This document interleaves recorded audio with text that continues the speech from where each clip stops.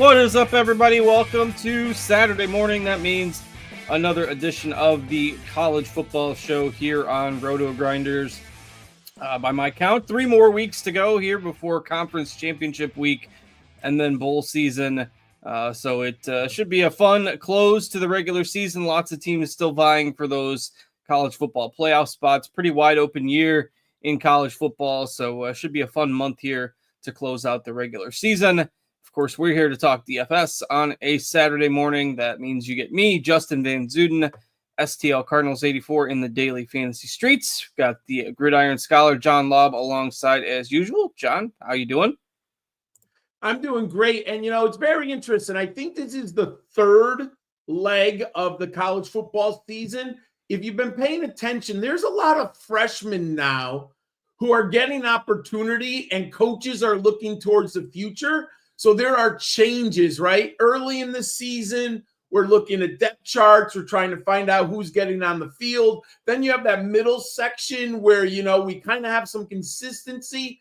But now we're at this new phase, and I think it's interesting because it opens up some value on the slate. And I can't believe I'm going to say this. Maybe I'm going to jinx myself. I put together a lineup I love. And I don't always get that feeling, right? There's a little trepidation when you put together. I'm like, oh my God, I really like how the slate came together today because there's some value. Yeah, there's value pretty much everywhere on this slate today. I think that makes it interesting. Of course, we've got a few more maybe injury concerns today than we have had some of the other weeks of the season. Pitt has been hit pretty hard by injuries. Their starting quarterback, Eli Holstein, is not expected to play today.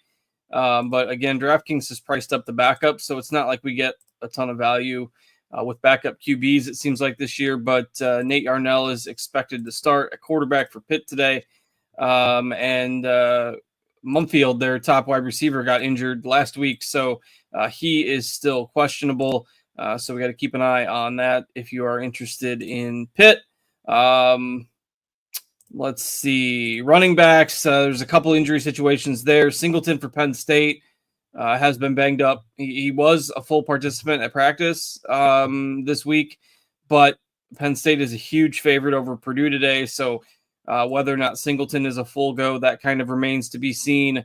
Montrell Johnson for Florida is questionable, opening up some potential value with their running back situation if he is out. And then let's see, I think that's most of them, at least as far as the impactful ones go from a DFS perspective. If I missed one, John can chime in, or we can hit it as we go along. But anything else you're keeping an eye on today? I've kind of taken Pittsburgh off of my radar for cash games because I'm worried about the quarterback position.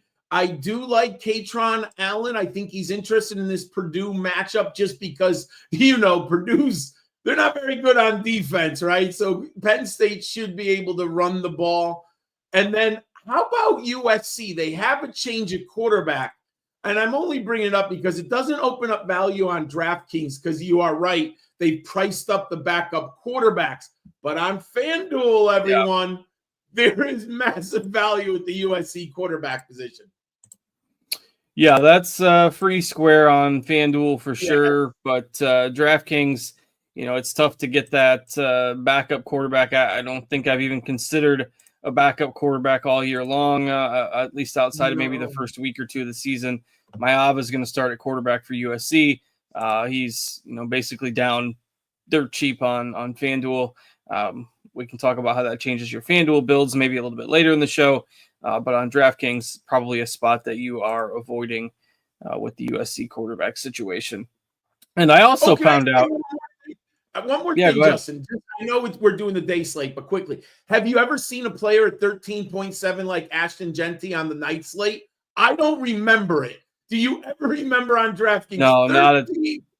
No, that's just almost impossible to fit in your lineups. I mean, Ashton Genty is 13-2 on the night slate on DraftKings. And he's a running back, and he's $4,000 more expensive than any of the quarterbacks on the night slate. So wild. And he's still, let me just, out of curiosity, I'm going to run the optimal on the night slate right now and see if he is in it. I have not done this yet. My guess is going to be yes. Because there's value, but I don't know. Maybe it puts Hampton in instead. Yeah, he is not on the optimizer, the optimal lineup, just in terms of our projections. It puts Hampton in there at 9,100 instead. So that lineup projects for 173. Now I'm going to lock him in and run the high. I'm going to lock Genty in. The highest optimal with Genty is 0.3 of a point lower than all optimal. So there you go. He's still possible to fit into your night lineups at $13,200 on DraftKings. I don't remember that. I was like, whoa, that's a lot. But that's a big number for sure, especially for a non QB. So, all right. So I also found out throughout the week that in addition to the 12 playoff teams, there are still 35 additional bowl games. This blew my mind. So I figured, that some of them have disbanded. The bowls are going to be cut back with this 12-team playoff. No, there's still 35 regular bowl games, and that's 35 times 2. That's even on a Saturday morning. I can do that math. That's 70 teams in bowl games plus 12 teams in the playoff. That is 82 teams in postseason play in college football. That's just too many. That's why don't we just give everyone a participation medal at this point? I agree with you. I think we should cut. It's just me. I've thought about this a little bit, Justin, because I'm a UConn fan, right? We're 7-3. Where are we going to go possibly for a bowl? They should not have more than 20 bowls. That's still 40 teams. I mean, Justin, we're going to have teams that are below 500 if they're searching for 70. I mean, I don't see how they can get around it. Yeah, there's going to have to be. I mean, 70 plus 12, that's 82 teams. There are 134 teams in the FBS. That is 61% of the teams. And so if you put that along a distribution, there are going to be teams that are under 500 that fall into that top 61%. It's just wild to me. I mean, we're going to see like a 5-7 low end Big 12 team playing. I mean, it's my soapbox, I guess, for the day. But I was just presuming that there were only going to be like 20 or 25 bowls now. No, still 35. The Poinsettia Bowl or whatever is going to get there, not to disparage the MAC, but it's crazy. So if you want to start, and the reason I bring this up is because if you want to start determining, who has what to play for, obviously the teams that are still fighting for the playoff, that's legit. Whether other teams are going to care about, what they get in terms of bowl eligibility is probably just too difficult to figure out at this point. But are you factoring that in at all? Motivation level? I mean, this time of year, it kind of gets brought up a little bit. Not yet. I would say the next week or the final week more so than now. I'm not sure if players are really thinking about it, but I could be wrong. I'm more looking at the final 2 weeks for, is it a bowl conference? Is it a freshman looking to get the start next year? I'm just looking at the data right now more than motivation. Yeah, I agree. I think a little bit too early to try to start. Maybe in a tie-breaking scenario, you can try to figure something. But otherwise, if guys aren't on the injury report, I'm assuming it's going to be the usual full go. All right, let's go ahead and dig into this. I spent enough time on the soapbox this morning. Let's start at quarterback. We've got some different high-end options this week. We've seen a lot of these guys maybe on the night slates, not as much on the all-day slates on DraftKings, but Shedeur Sanders and Colorado on the main slate today against Utah. Utah coming off that tough loss to BYU last week. We've got Riley Leonard, Blake Horvath, maybe on the main slate today. Kyle McCord, Syracuse has faded a bit after that hot start to the year. Nussmeier, Sawyer Robertson, and Quinn Ewers for Texas, kind of all in, and throw Klubnik in there as well. So That's 4, 6, 8 guys, say above 8,600 there, that all of them have 20 plus fantasy point projections today. So, and there's so much value. There's so much value at the other positions. There's not as much value at quarterback, obviously, with the backups being priced up. There's so much value at running back and wide receiver that I think you almost have to try to pay up for at least one quarterback today. If you're looking to do that, who are a couple of your favorites?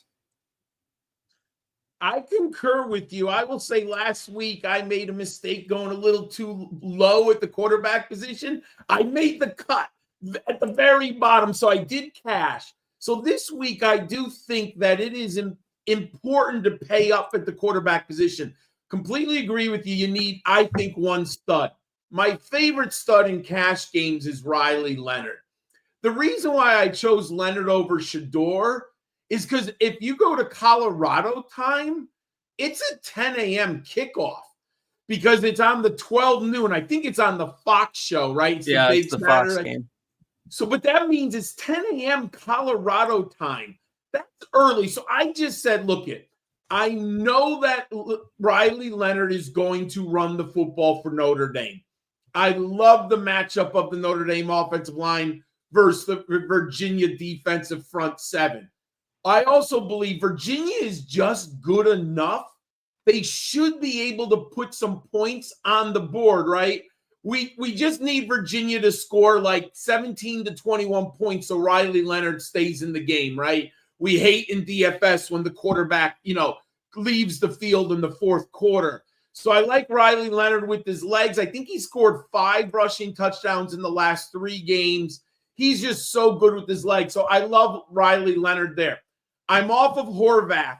Navy just hasn't been playing as good. And if you haven't watched American Athletic Conference, everyone, Tulane's got a pretty good defense.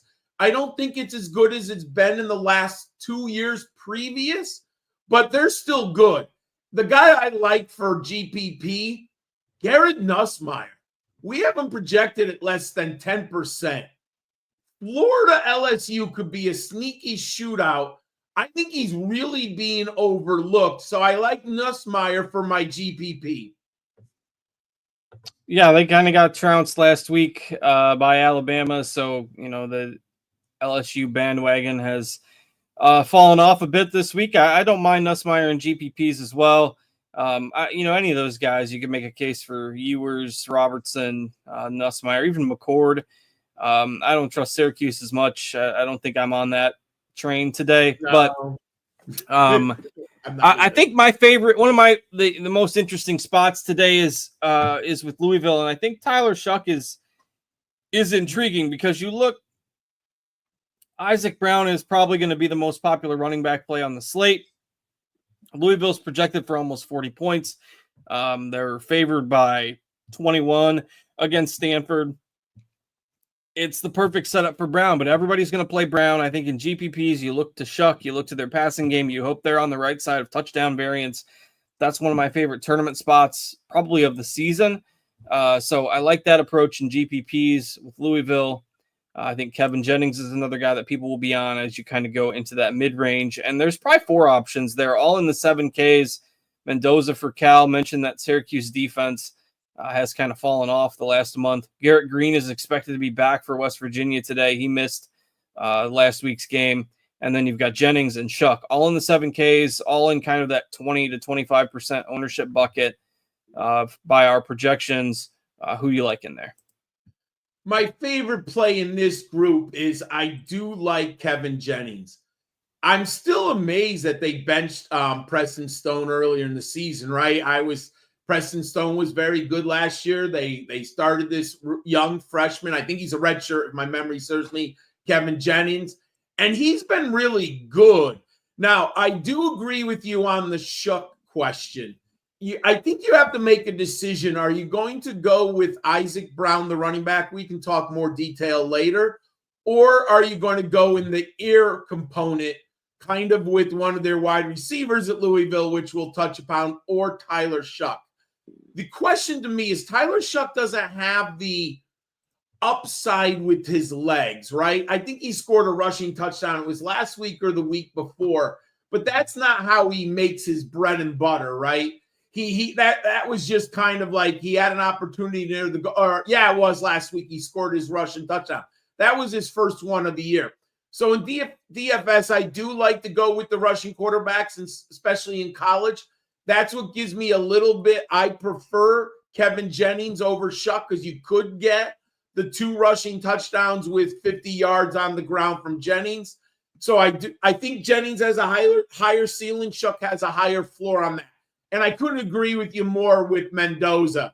If you have not watched Cal, everyone, I don't know what happened to their running game. It is almost completely gone, Justin. They have Jaden Ott. They have another Javian Thomas who was playing well, but it's basically disappeared. Now, simultaneously, Cal has gotten some receivers back, so they have more options in the passing game. But Fernando Mendoza, 36 and 37 points the last 2 games. I love him in this matchup against Syracuse at home. Yeah, that Cal running game. I mean, you look at Jaden Ott he's been injured, but yes. Even since he's come back, like he has 71 carries on the year. He's averaging 2.4 yards per carry. Like it's so bad. Ott ran for, let's see, 1,000 yards, 1,260 yards and 5.5 yards per carry last year.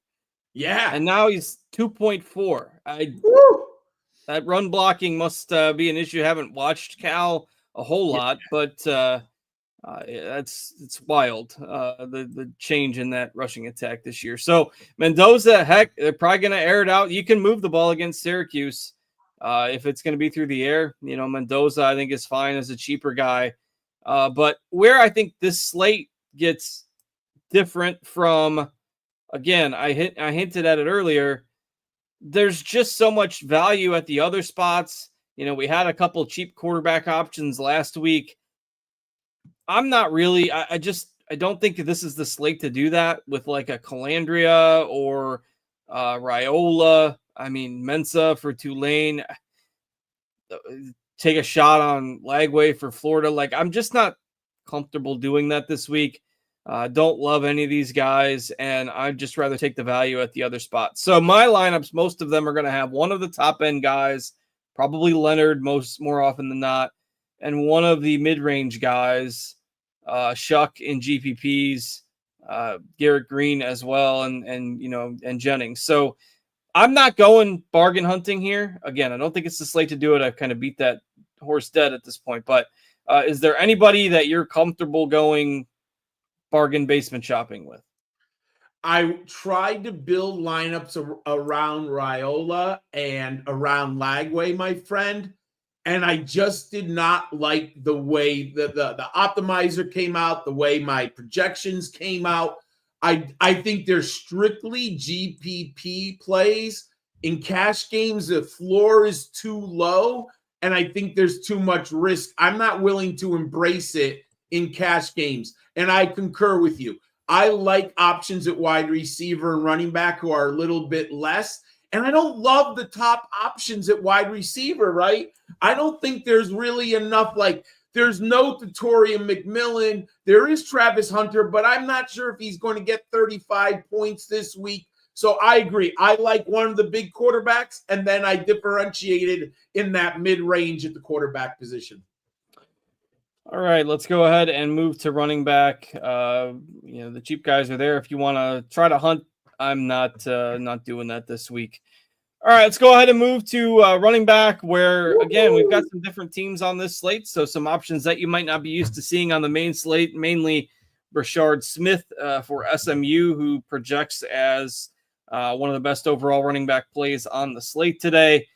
Desmond Reed for Pitt, again, we kind of mentioned maybe crossing them out with all their injuries, starting quarterback likely out. They'll probably try to give Reed the ball as much as they can, but they're 12, 13-point underdogs in that game. Clemson's obviously going to load up to try to stop the run.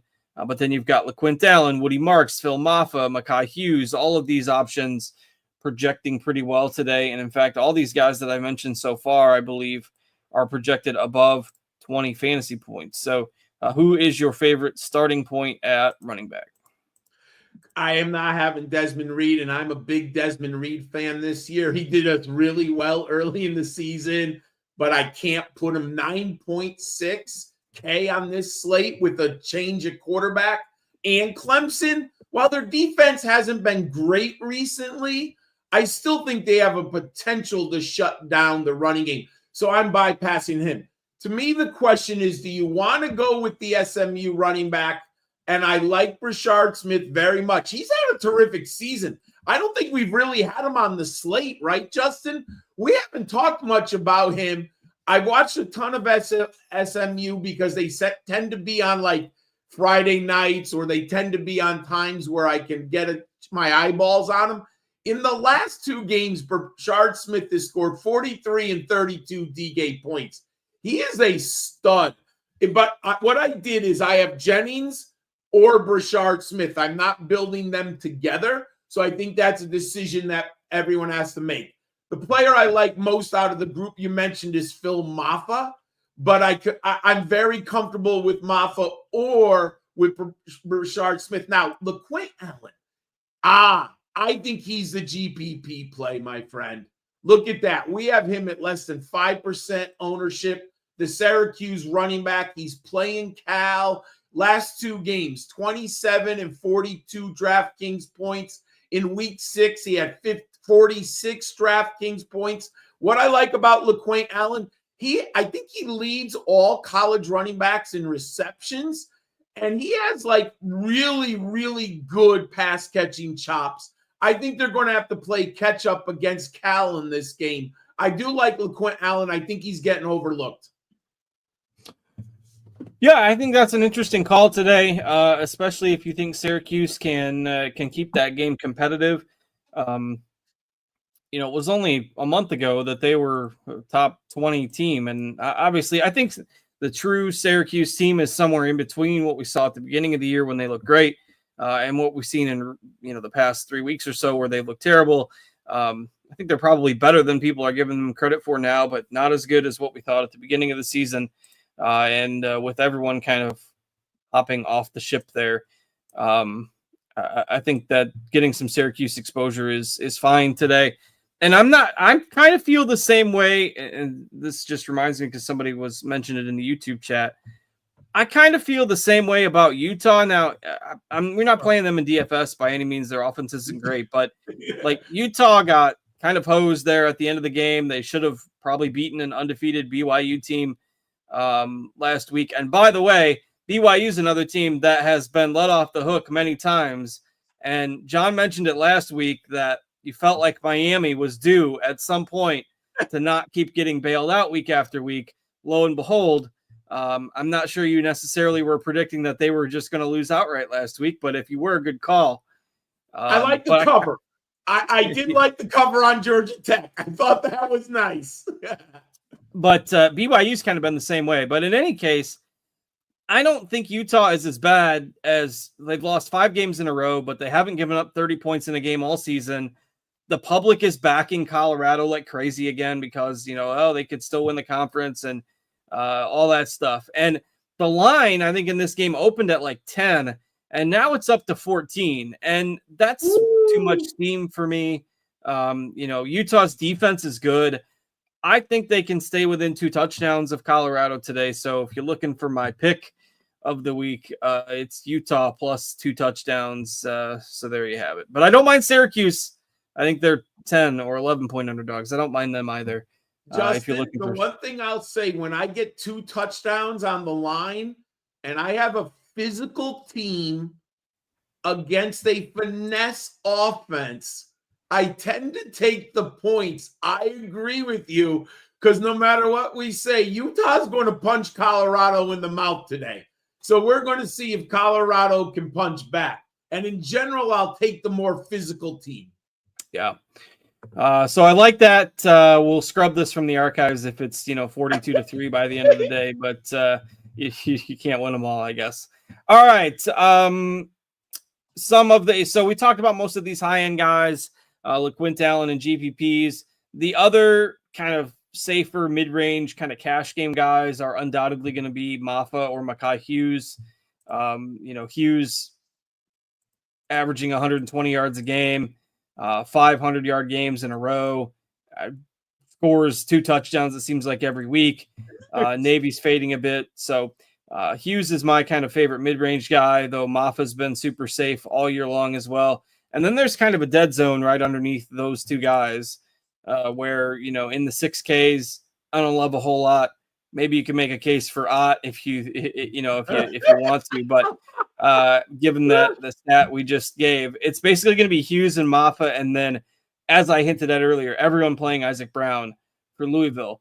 So in cash games, yeah, I think you probably go with Hughes and Brown and move on. But anything else in the mid-range running backs that you like? There's nothing that I like more than Hughes and Brown.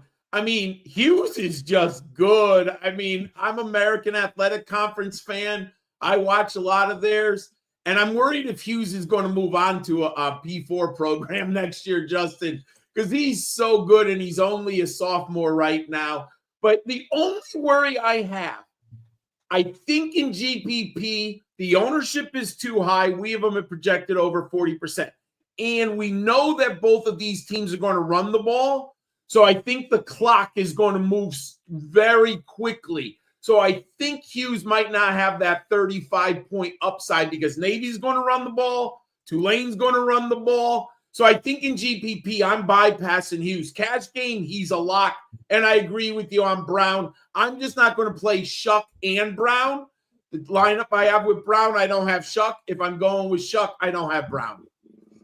Yeah, they're going to score some points one way or the other today. So I like taking those stands and different lineup builds and if whether it's the passing game or running game that goes off for Louisville today, you'll have one lineup for sure there that's sitting in pretty good shape. All right, but we mentioned there's value at all the positions today, and running back is maybe not quite as crazy as wide receiver. But the Texas guys are going to project well again today. Wisner and Blue, they're both in the 5Ks on DraftKings. With Singleton banged up for Penn State, they're projected for 40 points. Offensively, Katron Allen is a guy that is getting some love, particularly at 4,900 on DraftKings. Jaheim White for West Virginia.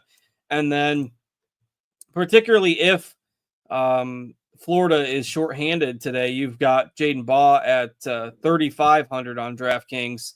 That's basically bottom of the barrel, probably one of the cheaper running backs we've looked at all year long. So all these guys in the 3,500 to 5K ish range, you got some value opportunities here. Who are you looking at for your builds today? I love Jaden Baugh. If you haven't seen him, everyone, I think he's over 240. He's definitely over 230. He's a freshman for Florida. He popped in the spring game, and he was a pretty highly rated recruit. Now, they had Montrell Johnson. They had other upperclassmen at the position. But Montrell Johnson, I think he's missed the last 2 weeks. He's not expected to play again today.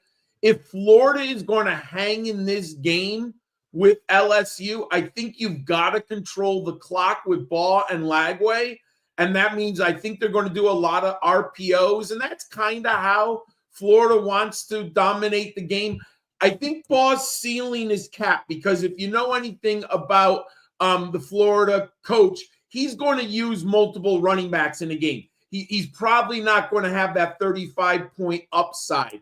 However, you are going to get a very nice, probably 20 touches between running and catching the ball for Baugh.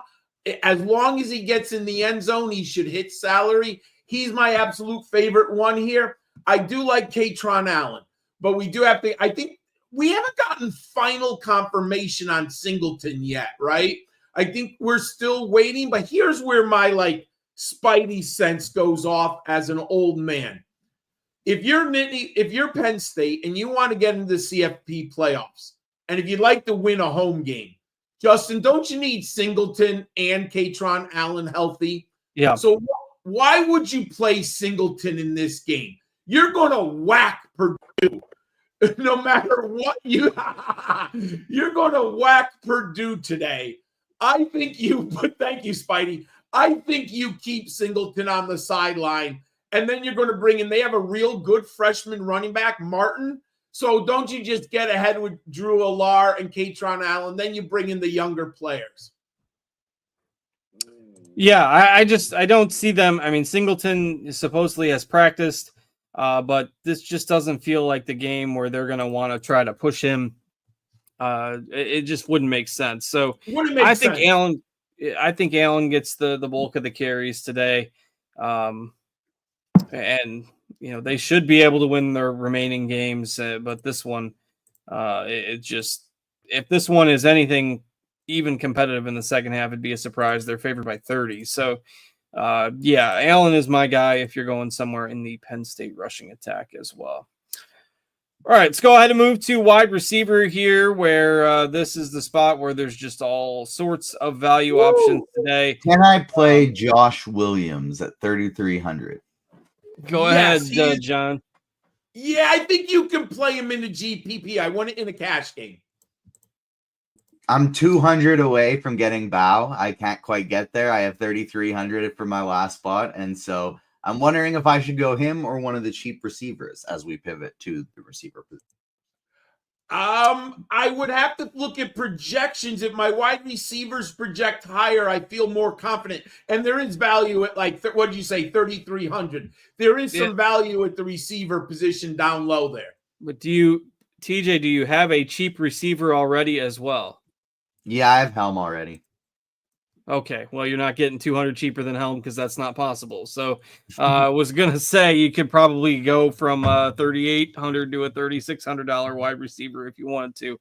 But alas, we will figure out who is more optimal as we get through these plethora of value receivers. We'll talk about the top options first, though. I'm finding myself spending up at quarterback and spending up for at least one running back in most of my lineup builds. So 9,700 for Travis Hunter in a tough matchup. I've already mentioned I like Utah with the points today.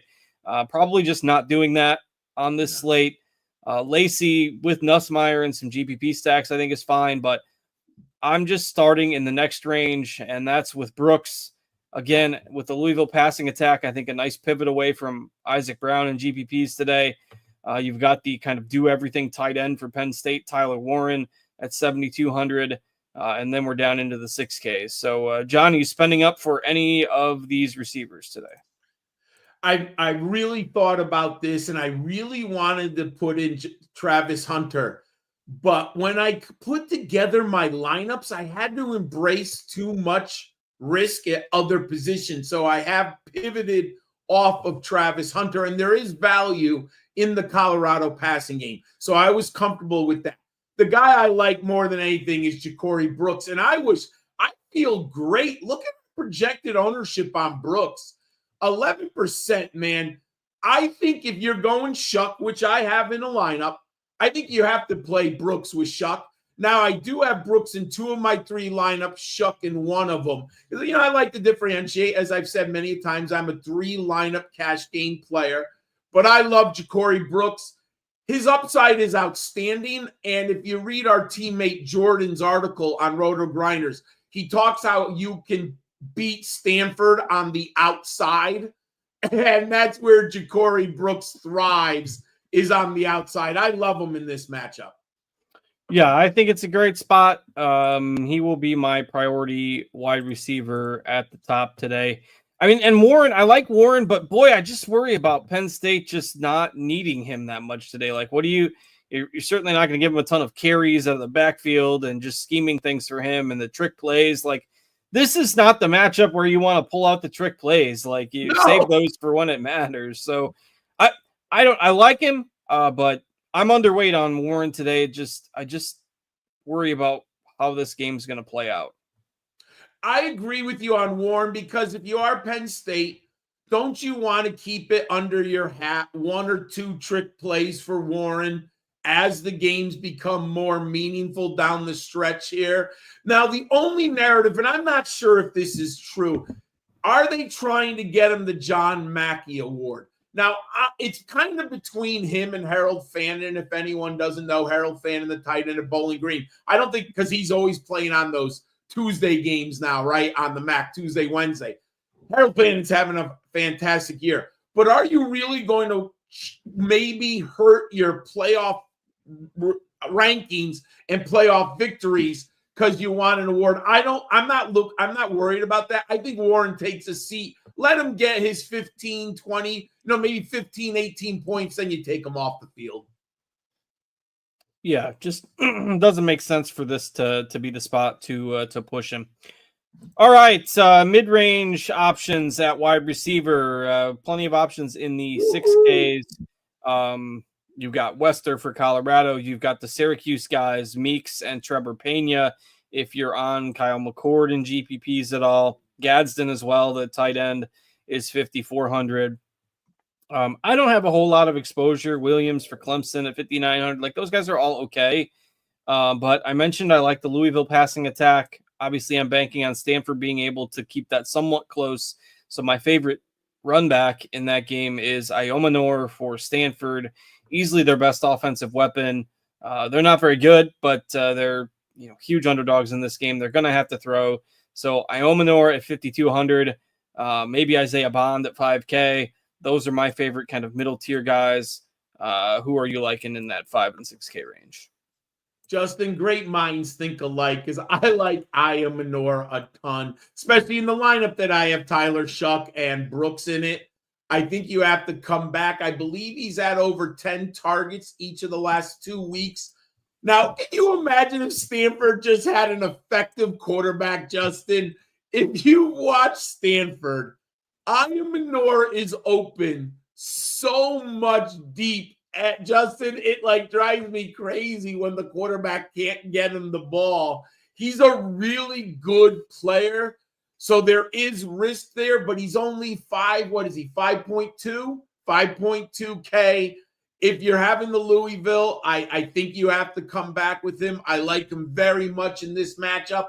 I do think Isaiah Bond is GPP gold. He's such a home run hitter. What did Quinn Ewers have? 4 touchdowns last week. I'm hoping that Arkansas keeps this game close. To me, that's the key, right? Last week, the Longhorns blew them out. They kind of took the starters out. They spread the ball around. Quinn Ewers got his 4 touchdowns, I think 280 yards, and then they took the pedal off the metal. I'm just hoping that this Razorback offense can push Texas. And that if Isaiah Bond stays on the field, I think he has huge GPP breaking slate as long as the Razorbacks keep this close. Yeah, I like that call in GPPs myself as well today. All right, I've been scrolling through the YouTube chat between the discussion of chicken nuggets throughout the show.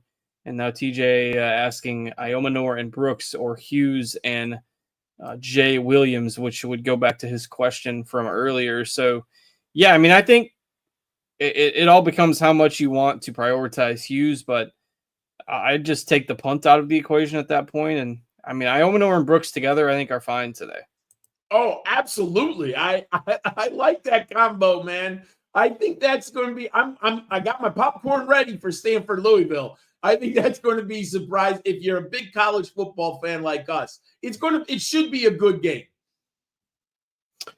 All right, and now we get to the 65 different 3K options that you can roster today. If I sort our wide receiver projections by points per dollar, I'm not going to name everybody here, but if I sort our wide receiver projections by point per dollar, the top 10 or 11, I believe. Let's see. I'm down to about 15 now. About the top 15 is like 14 3K guys plus Iomanor in terms of points per dollar. Now, obviously, you're not just going to roster 3K wide receivers. There is some variance here, but there's so many guys that project so similarly here that you've got Helm for Texas. You've got Mario Williams for Tulane that I know some people like today. Will Shepard for Colorado. Again, tough matchup, but he's been getting a lot more targets lately.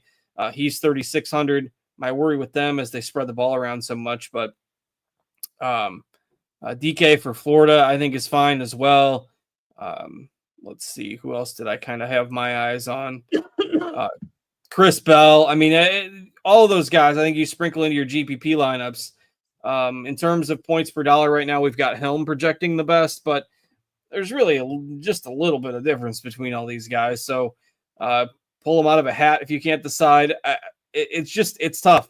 There hasn't been a slate all year where there's been this many guys all projecting so close together. So do you have a favorite or two out of that mess? My favorite for cash games, and I understand the concern, but it is Will Shepherd. And they do spread the ball around. But if you've been watching Colorado, Will Shepherd is your classic X receiver, right? They kind of keep him out there on his own. And his game logs have been better. Now, he had a clunker, so there is risk. But if you look at the last 5 games, 22, then he had the clunker at 2, 16, 19, and 20. So we need Shepherd to get in the end zone. I don't think he's a GPP play because that's a Travis Hunter, or we didn't talk about Webster, right? He's an option, and he's a lot less than Hunter. But I like Shepherd for cash games. Now, I do like this Barney. I think that's how you pronounce his name. I want to make sure I get it right. He's the I think he's on, Nebraska against USC. Now, they're changing offensive coordinators. So there is risk here. But, remember, Justin, we love Dana Holgerson from a fantasy perspective. He was at West Virginia, then he was at Houston, and Nebraska hired him as an offensive coordinator. So we don't exactly know how the ball's going to move around.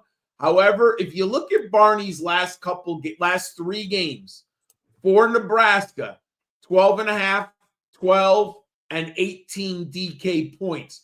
Barney at 3.6 against USC in nice weather. I do like Barney in this matchup because USC's defense has kind of fallen off the map. They played well early in the season, but they're not playing very good again. So I do like Barney at that price. Oh, Barney, where I come from is the purple dinosaur. I don't know if I want to play the purple dinosaur, and I'm just kidding. It's again another option you can throw into that mix today. Mario Williams as like a home run hitter guy, I think is fine. Bo Collins is another one that's kind of looking solid in our projections. Like, again, there's all sorts of names here. Shepherd is probably the safest. I probably have a little more exposure to Helm simply because I needed that extra $400 or $500 salary savings in a few spots. But somebody from this group is going to have a 15 to 20 fantasy point day, and that's the guy you're going to need. Don Yeezy in the YouTube chat was asking about Mario Williams. I think he's absolutely fine. Would prefer him in GPP builds for sure. All right. Let's see. I think we're through everything on the DraftKings side. What we usually do at this point is recap where we've been throughout the show with John's fantastic 4 picks, and then I will pivot over to FanDuel while John is doing that. So take it away. All right, everyone. For the Fantastic 4 on today's slate, please go to our optimizer at RotoGrinders. It's amazing. I use it all the time. And Justin had talked about it earlier when we were talking about the night slate for Ashton Genty. I haven't talked about Mario Williams because he is in my Fantastic 4 at wide receiver. Yes, we're looking for a big play, but if you have been watching Tulane, they take those deep shots. They love to suck those safeties and linebackers in with Mekhi Hughes. I mean, there was actually one game, I think Mekhi Hughes ran the ball or had a catch on the first 8 plays of the game for Tulane, right? They're just really forcing the defensive coordinator to do something. And then what do you know? Later in the first quarter or the second drive, third drive, they start to take those deep shots. Mario Williams is the guy they're going to take the deep shot with. As long as we get that 35, 40-yard touchdown, he's going to hit salary. So begin your Fantastic 4 with Williams. At the quarterback position, I want to give everyone salary savings. So this is important. I'm not going to say who my we talked about Riley Leonard. You can make that choice. At quarterback, I like Fernando Mendoza. He's at 7.2, which opens up more possibilities. I mentioned it before, back-to-back games over 30 points. And Justin, I'm just going to swallow the chalk at running back. So when I'm doing the cash game lineups like this and Fantastic Four, hey, how many players are going to have the combo of Isaac Brown and Mekhi Hughes at running back? We have them both on high ownership, but how many it will have both of them? I'm going to put them both in my Fantastic Four. So that Fantastic Four this week is Mendoza at quarterback, Brown and Hughes at running back, and Mario Williams. And you can get a lot of great options for your lineups in our optimizer. All right. Absolutely check that out. It's a great tool to have for sure. And a couple of other things just as a reminder. I read Isaac versus Torrey Holt. Yeah, we're going back in time today. I started it with Barney reference, so I can take the blame for that. But in the past, you may have heard us talk about Splash Sports. So just a reminder here, they are one of the fastest growing peer-to-peer gaming platforms in the US and in Canada. And we've got an exclusive offer for those who have not signed up and tried their newest Quick Picks game. It is a lot like DFS Pick'em games where you build an entry of 2, 3, or 4 picks, take more or less, and then receive a potential payout of 3x, 6x, or 12x, depending on how many you get right. So from now until, let's see, we've got that going through November 17th. New users can sign up with us through RotoGrinders, and TJ can throw some information in the chat. But promo code is Roto10. You get 20% of all your quick pick entry fees in November back as playable bonuses on December 1st. The bonus maxes out at $1,000. So this is one of the most significant rakeback offers we've seen in several years in DFS, and is only available for those using promo code Roto10 at sign up, and you can check the link in the description for more details on that. All right, let's pivot and talk about FanDuel a little bit before we get out of here.